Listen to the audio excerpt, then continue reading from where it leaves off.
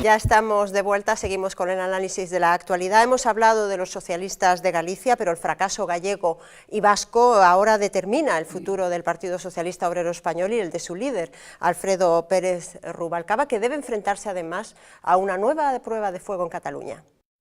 La crisis interna del Partido Socialista continúa y ayer el actual secretario general decidía salir al paso del debate que se ha abierto sobre su liderazgo. 3 días después del desastre en las elecciones en Galicia y País Vasco, Alfredo Pérez Rubalcaba lo dejó claro: ni dimitirá ni adelantará las primarias. Hace 8 meses me eligieron para esto y esa es la tarea que voy a cumplir hasta el final. La voy a cumplir hasta el final y por tanto no he pensado dimitir. Hoy Pérez Rubalcaba ha reafirmado su intención de completar su mandato hasta el año 2016. El líder socialista confía en el apoyo mayoritario que asegura tener dentro de la formación, aunque insiste en que está al servicio del partido. Si mis compañeros me dicen un día: Alfredo, tú no vales, esa misma tarde dejaré los trastos y me iré a mi casa. Pero los resultados en Galicia y País Vasco abrieron heridas en las filas socialistas, con voces que se alzaron para pedir un cambio de rumbo. Pérez Rubalcaba aseguró no estar dolido con las críticas y abrió la puerta a la reflexión. Es que este no es un problema de Alfredo Pérez Rubalcaba, que también, que soy el secretario general, es un problema del Partido Socialista. La gente, pues es verdad que no acaba de ver una alternativa en un partido que hace muy poco que estaba gobernando. Precisamente la debilidad de su alternativa es la explicación que el secretario general del PSOE da a los malos resultados en las autonómicas gallegas. Pachi Vázquez hizo una magnífica campaña y creo que fue creciendo día a día y expuso su alternativa, y había una alternativa, pero esa alternativa necesitaba 4 partidos. Y esto de un gobierno de 4 la gente lo ve regular. El desastre en los comicios del domingo se viene a sumar a los malos resultados de las últimas citas electorales. Por eso los socialistas miran con precaución a Cataluña. A un mes de que se celebren las elecciones al Parlamento y con el debate sobre la soberanía abierto, el PSOE apuesta por el federalismo. Nosotros tenemos una posición en relación con la política territorial, claro que tenemos. No es ni la del señor Mas de irse, ni la del señor Rajoy de no hacer nada, incluso de recentralizar. Alfredo Pérez Rubalcaba busca así afianzar su liderazgo al frente del Partido Socialista y acallar las voces que piden la depuración de responsabilidades en las altas esferas de la formación, un proceso que tiene como cita clave el próximo 25 de noviembre, cuando se celebren los comicios catalanes. Bien, Rubalcaba lleva ya el Partido Socialista lleva ya varias elecciones perdiendo escaños, un poquito derrota tras derrota. María, ¿tú crees que hace bien en mantenerse firme como secretario general? Bueno, la sorprendente lección que nos dan a veces los políticos es que son más rehenes de sus propias estructuras de partido que de la voz de los ciudadanos. Es increíble, ¿verdad?, que después de una apuesta tan evidente, en fin, de un descenso tan estrepitoso en su, digamos, apoyo electoral, haya líderes políticos que no reconozcan que evidentemente algo no funciona, tanto en el mensaje como, digamos, en el propio liderazgo, y pongan inmediatamente, en fin, su cargo a disposición. Es curioso que además Rubalcaba lo reitera en su intervención, dice: mientras a mí me apoyan en el partido... Da igual no, que me apoyen o no me apoyen los ciudadanos. Vamos, ¿no? Puede ser que no tenga ni un voto, pero como me apoyan en la estructura del partido, yo aquí me mantengo incólume, ¿no?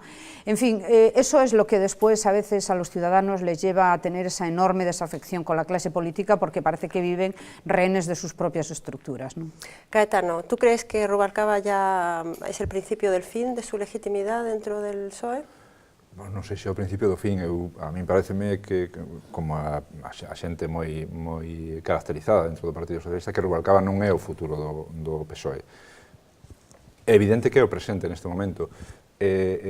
Coincido bastante con María na argumentación. A argumentación que fai de cando o partido me diga Alfredo, vaite, eu ireime. Home, non, o partido non lle vai dicir eso, pero vostede non só ten que escoitar ao partido, ten que escoitar aos cidadáns. Sobre todo, perdona, Caetano, cuando la estructura del partido depende, evidentemente, del mantenimiento del líder. Jamás lo van a poner entredicho. Claro. Pero en calquera caso, eu creo que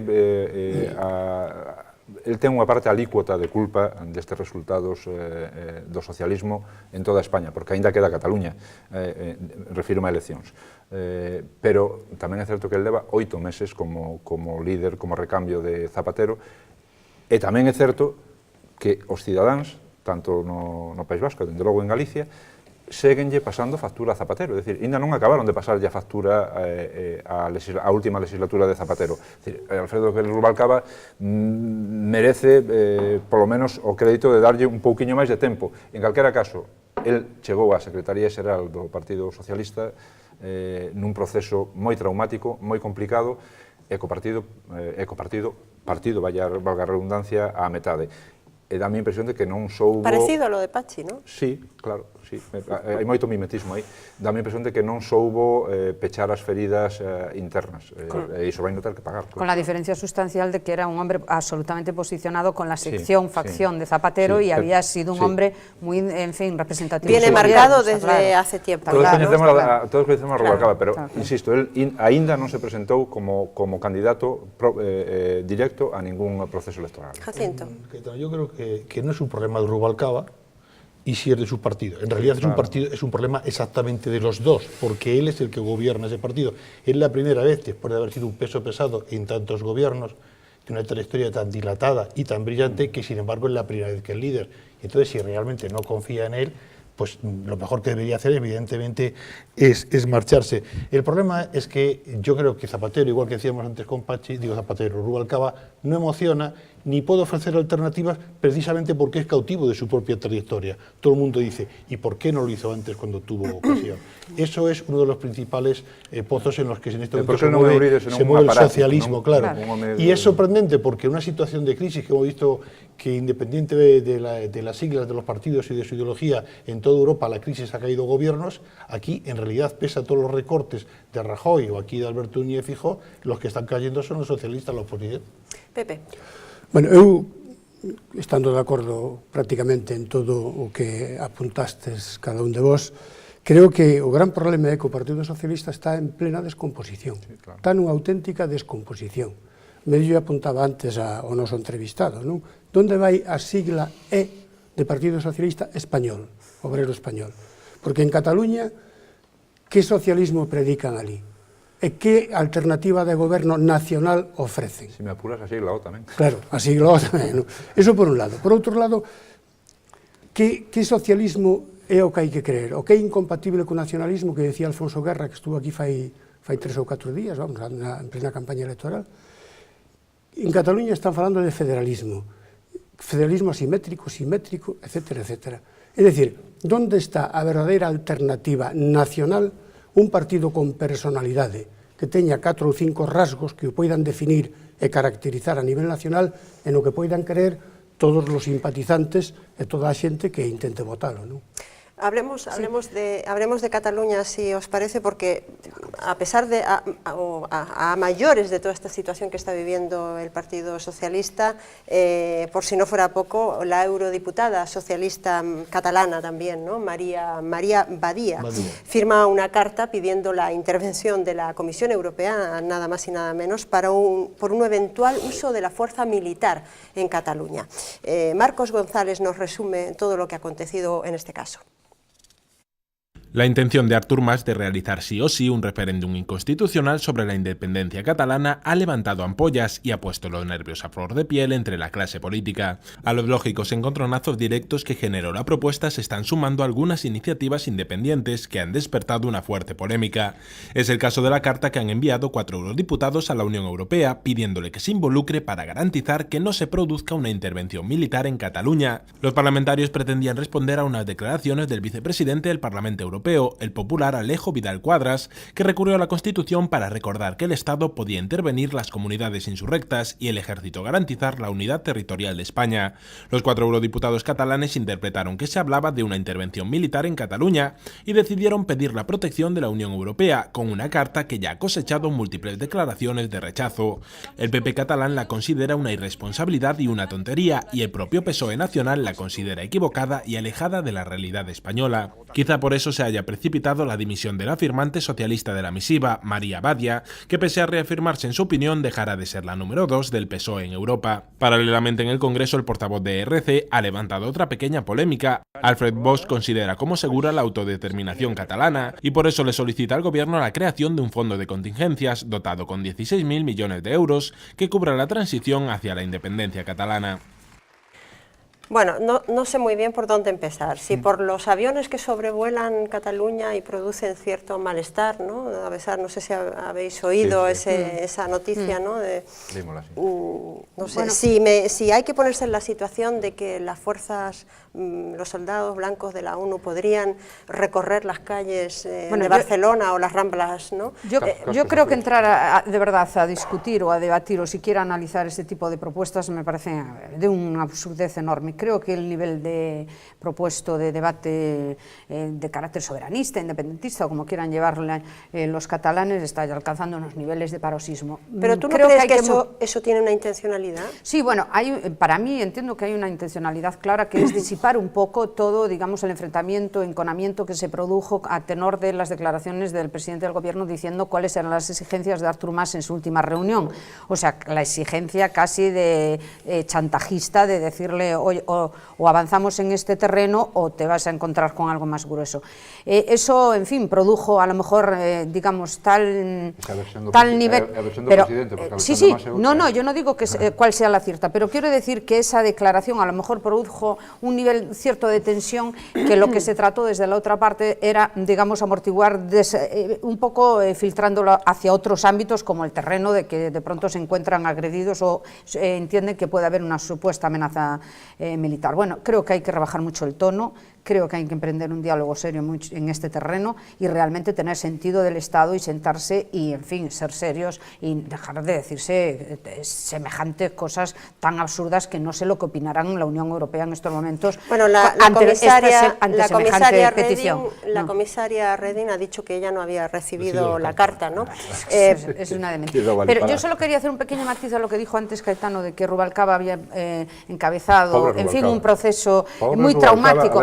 Bueno, yo creo que los políticos a veces deberían ser mucho más generosos y dar paso a otras gentes que, digamos, encarrilen procesos traumáticos, que no se crean que son los únicos que pueden realmente salvar las estructuras de partido. Después de una gran pelea. A Caetano, yo intentaría decir que, estando fundamentalmente de acuerdo con lo que tú has dicho, a mí lo que me gustaría es que también nos pusiéramos de acuerdo en que no solo es una torpeza de la diputada socialista, la eurodiputada socialista Badía, para una torpeza también del propio gobierno cuando CiU, por medio de Artur Mas, amenaza con la internacionalización del problema, el seguir amenazando. Primero tenemos la españolización de las escuelas, después tenemos lo que dice Vidal de una amenaza mucho más severa. Esto, a la larga, a quien realmente beneficia es a CiU, que posiblemente todo este conflicto va entre el pacto fiscal y si no tengo el pacto fiscal voy a tener una mayoría. Entonces, ¿cuál es tu opción? ¿Hay que dejarles hacer? No, yo creo que la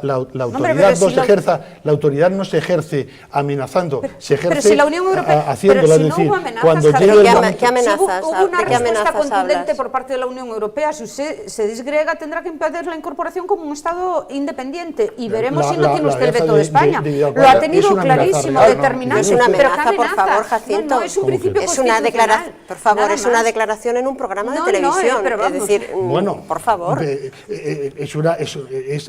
Las declaraciones están en función de quién las dice y el cargo que representan. A mí me parece que eso es absolutamente impropio. Y además, en una situación como el victimismo le va mucho a CiU, o sea, lo ha ampliado muchísimas ocasiones a lo largo de su trayectoria. Entonces no le desbazas.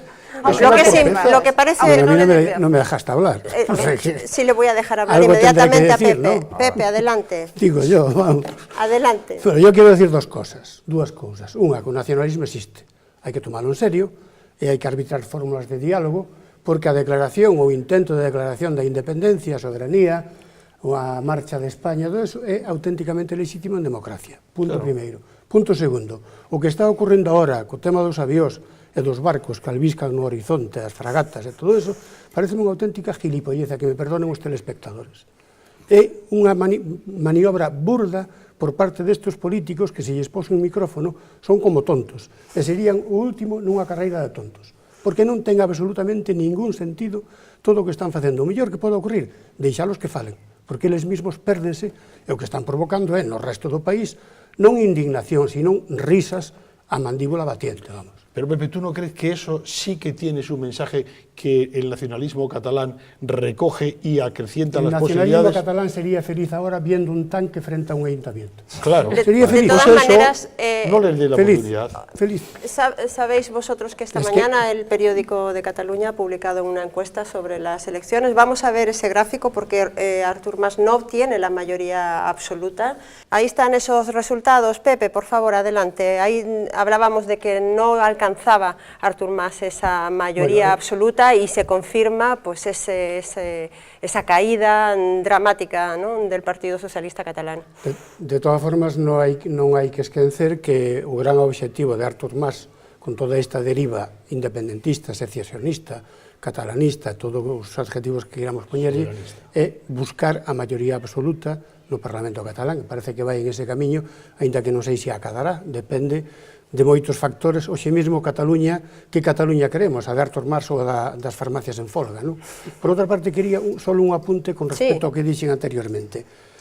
Con respecto a toda esta movida dos diputados que din que os avións, os barcos e toda esta situación de guerra que creen eles interpretar que existe en Cataluña por 2 ou 3 F-18 que voan por o espacio aéreo, eu quero resaltar que o goberno español non dou absolutamente ningún motivo para que eles chegaran a esta dinámica. Simplemente elevan a categoría as manifestacións de Vidal Cuadras, sacadas de contexto, por certo, e de 2 ex-coroneles ou coroneles retirados do exército que nada teñen que ver ca situación actual das Forzas Armadas. Sí. Bueno, y que además hacen referencia, a 2 artículos de la Constitución, que también votaron en su día, ¿no? Esa Constitución que nos rige a todos en este momento, ¿no? Son 2 artículos de la Constitución que me gustaría que pudiésemos recuperar, ¿no? Uno que es el artículo 8, que hace referencia a la unidad territorial de España, ¿no? Y a la defensa de su territorio. Que, efectivamente, que las fuerzas, efectivamente, que las Exacto, Fuerzas Armadas sí. constituidas tienen la misión de garantizar esa unidad territorial. Bueno, en cualquier país esto sería algo absolutamente normal, ¿no? Pero nadie o planteou, hasta agora. Claro, é que a mí pareceme que todo isto está no terreo da anécdota. Nos partidos, e na sociedade en xeral, hai moito verso solto, é certo, funcionan como verso solto. A min interésame moito máis, por exemplo, o que acaba de dicir hoxe mesmo o conseller Holmes a propósito de que Cataluña só ten sentido dentro da Unión Europea. Se a Unión Europea, dito por ele, creo que cito palabras textuais, se a Unión Europea non se mostra disposta a recoñecer a independencia de Cataluña, Cataluña debería replantexarse absolutamente todo o proceso. Eso dio o Conselleiro da Gobernación Bueno, quero dicir, a mí pareceme que eso entra dentro do terreno xa do debate político que non hai que estar, porque non sei se Jacinto ou Pepe dixeron algo que é absolutamente rotundo e contundente. O nacionalismo existe, é real. Hai que sentarse e falar do modelo de Estado que temos. Será dentro de 3 meses, será dentro de 6, será dentro de 2 anos. Pero iso é un debate hai que telo en conta, o que non se pode facer. Que a sociedade española vai ter que abordar dende o plano da política, non dende os avións, as fragatas. Pero hay un marco constitucional, ¿no? Y además la Unión Europea ya lo dijo expresamente y abiertamente, y lo enunció además en un comunicado, que cualquier Estado que se desgaje tiene que volver a pedir su incorporación y puede tener el veto del Estado que se ha desgajado. Volvendo ao que decías, Caetano. Inamovible. Y solamente con respecto a una cosa con la encuesta que no le da supuestamente la mayoría, otras le dicen que sí a CiU. En cualquier caso, aunque tuviese mayoría el CiU, no tendría, digamos, el respaldo constitucional para, en fin, hacer un... Se puede modificar, estoy de acuerdo, evidentemente. Incluso pero se no puede por modificar sin que a sociedade se entere, como nos pasou recentemente en España. Sí, estoy absolutamente de acuerdo, pero la Constitución no solo la hacen los catalanes ahora mismo. Creo que decir que tendríamos que modificarlas todas, opinar todos, digo yo, ¿no? Todos los demás contamos. Só se pode cambiar o modelo de Estado por consenso xeral. Exactamente, si los demás también estamos de acuerdo. El proceso catalán es un poco el que pasó también con Ibarretxe y se solucionó de otra manera. Pero que o País Vasco vai se sumar a este debate rápidamente, veímoslo ver. Estamos ya terminando esta tertulia de hoy. Me gustaría simplemente recuperar 2 declaraciones que fueron también en este ámbito, las declaraciones del expresidente del Gobierno, José María Aznar, y las declaraciones a propósito de ese nacionalismo existe que decíais vosotros, del Premio Nobel de Literatura Mario Vargas Llosa. Le escuchamos. Que España solo podría romperse si Cataluña sufriera antes su propia ruptura como sociedad, como cultura y como tradición. Cualquier fórmula, federal, confederal o del tipo que sea, que pretenda o requiera la quiebra de la soberanía nacional es inviable. Tan enemigo de la libertad de nuestro tiempo es el nacionalismo. Una vieja ideología que periódicamente renace, sobre todo aprovechando los momentos de crisis. Un viejo colectivismo que atrae como un imán en nuestra época a los nostálgicos del fascismo y del comunismo. Esas eran las palabras de Mario Vargas Llosa. Seguramente que muchos sectores catalanes les debe haber sentado muy mal, pero esta mañana ya en clave... Quedamos mudos. Tú tampoco. Bueno, esta mañana el presidente en funciones de la Xunta de Galicia también hizo declaraciones con respecto al tema de Cataluña. Le escuchamos. En este momento la unidad es esencial. Y por eso yo hago un llamamiento a la unidad de todos los ciudadanos, de todos los españoles, para defender lo común. Y lo común es una nación, y lo común es la España constitucional y la España de las autonomías. Y por lo tanto los gallegos además acaban de mandar un mensaje muy claro de que defienden la unidad del Estado autonómico, de que defienden la pervivencia del Estado de las autonomías y que defienden la nación española. Bueno, polémica. Carla, Jacinto, como habéis Pepe. utilizado a los hombres de derecha, en definitiva, Aznar y Mario, conviene sumarles, por ejemplo, el pensamiento de un hombre como José Saramago, que también fue premio Nobel y militante político, en este caso del PC, que era mucho más crítico que los dos frente a los nacionalismos. Señalaba que en la época en la que vivimos, dividirse no es rentable, hay que sumar.